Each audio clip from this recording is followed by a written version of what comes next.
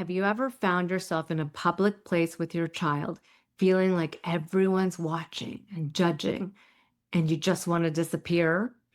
Maybe it's at the park, or a birthday party, or a grocery store meltdown. And in those moments, something deeper gets touched. It's not just stress, it's not just embarrassment, it's that ancient ache of not belonging, a feeling like you and your child are somehow on the outside. This episode is for every parent who's ever felt that sting of isolation, especially while raising a child who doesn't fit the mold. I'm diving into why these moments hurt so deeply, how your brain and nervous system respond, how culture and generational patterns play a role, and how to begin reclaiming a sense of belonging from the inside out. We'll explore what it means to redefine belonging for you and for your child. Because true belonging isn't something you earn by fitting in, it's something you reclaim by rooting into who you truly are. So, when my son was 6 years old, we went to this birthday party and it was supposed to be fun. It was at one of those chaotic indoor play places. It had ball pits and bouncy castles and games, the kind of place that most kids love. I was hopeful. I thought, okay, maybe he'd join in. Maybe I'd get a few moments to chat with the other moms, to feel like I belonged. But from the minute we arrived, he clung to me. His nervous system was clearly overwhelmed. I tried to guide him toward activities and stayed right by his side, but nothing felt safe to him. As we stood near this ball pit, just watching, another child came near him, just standing and curious. And then my son screamed, "Stop it! Go away!" The other child looked surprised and confused. I could feel others staring at us. I flushed with heat, that feeling? As the heat rises up and the shame creeps in fast. I quickly apologized. I tried to explain, but my son kept escalating. And when a mom tried to help, then his distress exploded even more. So what happened? I froze. I was embarrassed. I panicked. I felt trapped, and I had no idea what to do. This was not an isolated moment, okay? Birthday parties became painful reminders of how different my child was and how different I felt too. While other moms got to laugh and watch their kids play and talk to each other, I was managing meltdowns and trying to hold it all together. I'd always leave these parties feeling like I failed him and failed myself. And once we got home, I'd collapse into a shutdown and just want to numb out. Okay, what I now know as the dorsal vagal state. Because when your child struggles in public, it doesn't just feel hard. It feels like living proof that you don't belong here too. And that kind of loneliness, it settles deep into your body, into your nervous system. So let's talk about why these moments hurt so deeply, because this isn't just about being emotional or sensitive. It's actually biological. So from an evolutionary standpoint, we're wired, into our brain and our nervous system, we're wired to survive through connection. And rejection, a few hundred years ago, rejection used to mean real danger. Okay. And that wiring still lives in our nervous systems. That hasn't changed. So our brains are constantly scanning for cues that we're safe and accepted. So when someone judges us or judges our child, it triggers the same survival alarm system that used to be activated when someone was cast out of the tribe. So neuroscientists Naomi Eisenberger and Matthew Lieberman, they discovered that social rejection lights up the same parts of the brain as physical pain. Okay, so rejection doesn't just feel painful, the brain literally registers it as pain. And Abraham Maslow, you may be familiar with Maslow's hierarchy of needs. He placed belonging right in the middle of his hierarchy of needs. It comes after physical safety and before esteem or self actualization. So, without a felt sense of belonging, it's really hard for us to function, let alone thrive. Okay, this is how this human system is wired. And this gives us so much context to why moments of being judged in public can feel so unbearable.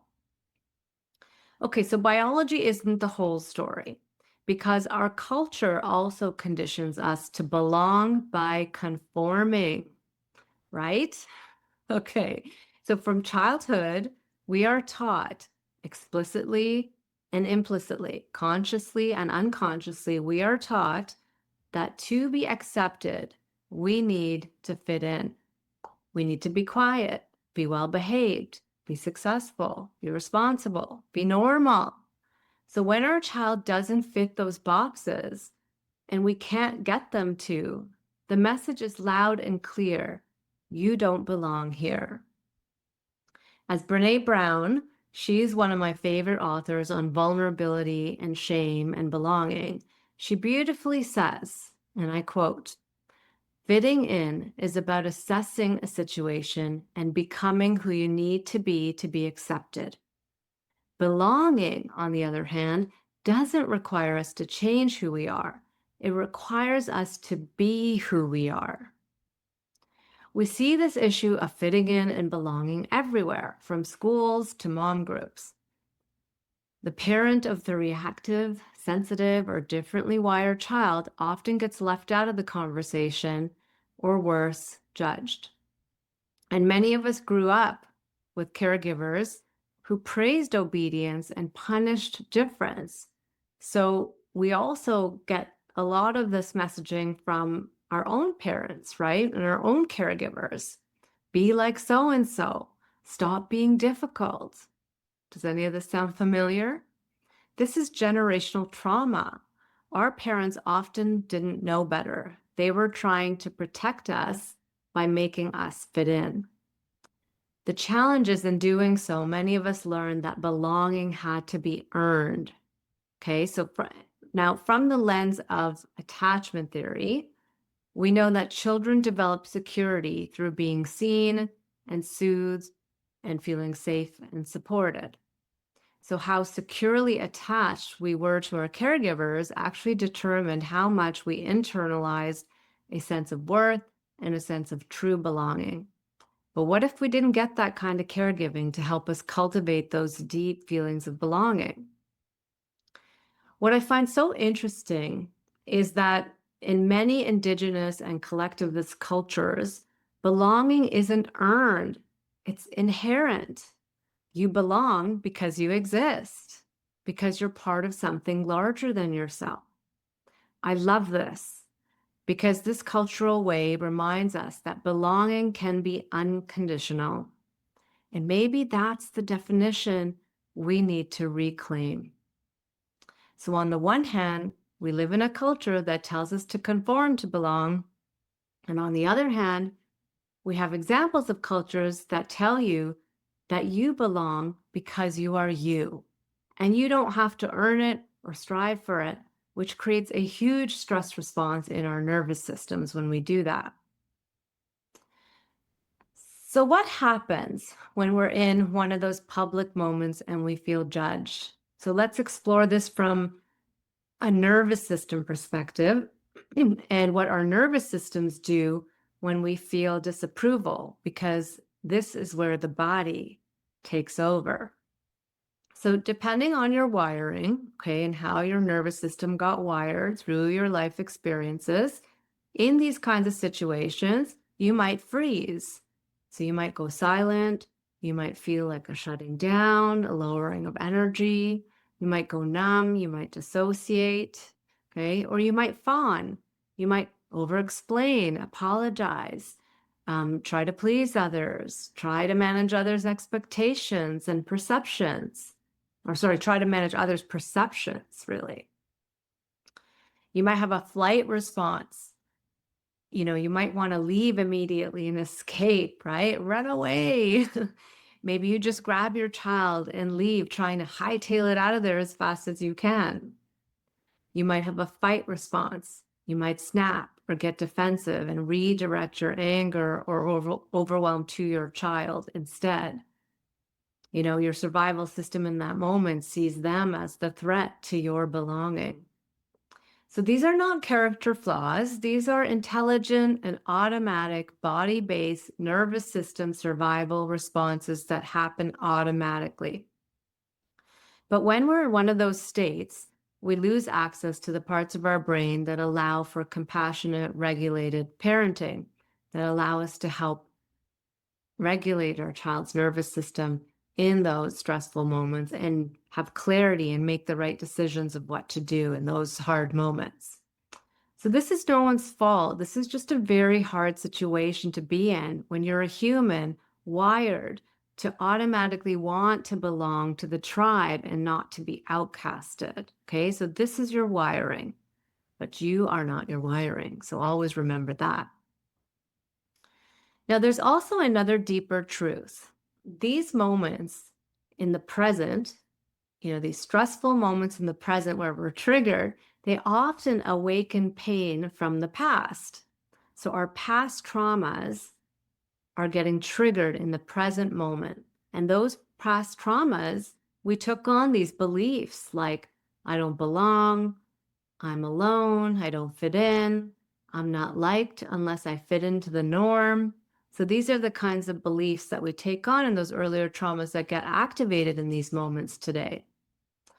So earlier this year, I noticed I was feeling activated on Instagram. I made a post and I was checking for likes, and I could feel that I was craving validation. I put my phone down and I kept wanting to go back and look at it, and I was craving this validation. And on the surface, it was about social media because, social media kind of wires your brain to become that way unless you become aware of that.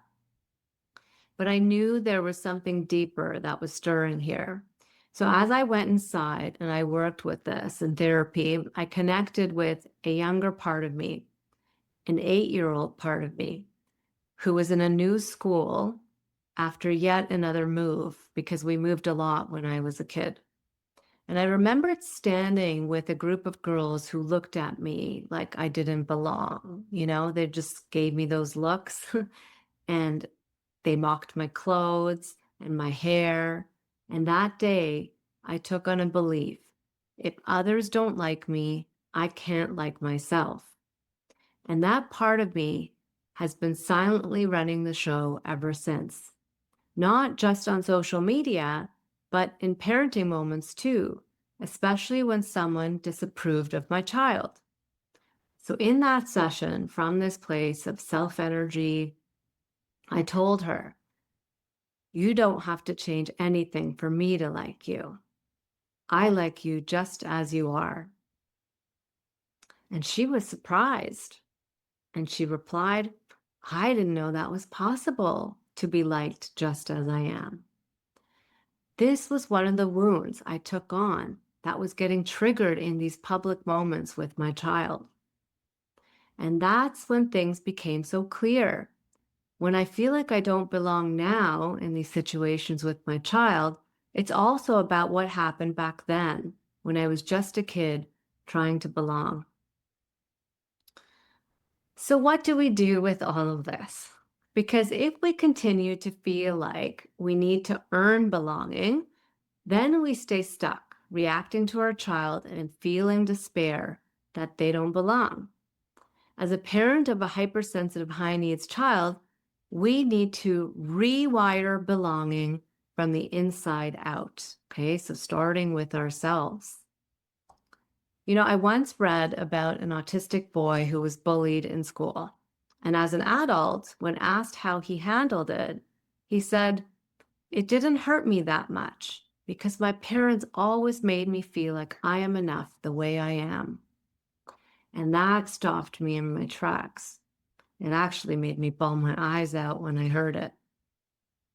That belief that he was enough, that came from his parents and the way they saw him and treated him. That became his anchor. And that is our power as parents. Parenting a hypersensitive, high needs child challenges us to let go of the old ideas of fitting in and begin rooting into a new definition of worth. Belonging isn't about fitting a mold, it's about being seen and loved for who you truly are. But that has to start with us. We need to feel that for ourselves first. Many of us were taught that love had to be earned. Our children are asking us to unlearn that belief. So when we do our own healing, when we care for our shame and our freeze response, when we accept ourselves as we are, when we begin to offer, then we begin to offer our children the deepest message that you belong with me. You are enough. That's what wires a child's nervous system for safety. That's what builds lifelong resilience. And this brings us to our final truth. We need to reclaim true belonging, not the kind that's based on being liked or getting your child to behave in socially acceptable ways, but the kind that's based on being rooted in who you are and allowing your child to do the same. So this parenting path is really inviting us to create new meaning, one that's not about performance or perfection or comparison, but it's more about authenticity, self-love, and nervous system safety. When you feel worthy just for being you, you begin to reflect that back to your child. Even if the outside world doesn't see them clearly, you do. And that becomes their foundation. So if you've ever wondered what your purpose is in all of this, maybe it's this: to be the one who sees yourself and your child through the lens of worthiness, to offer the belonging you never received, to become the ripple that changes everything. So if this resonated with you, please share it, because other parents like us, they need to hear this too. You're not alone in those moments, and the more we speak about them, the more we dismantle the shame. Share this with another parent who needs to know that they and their child belong too.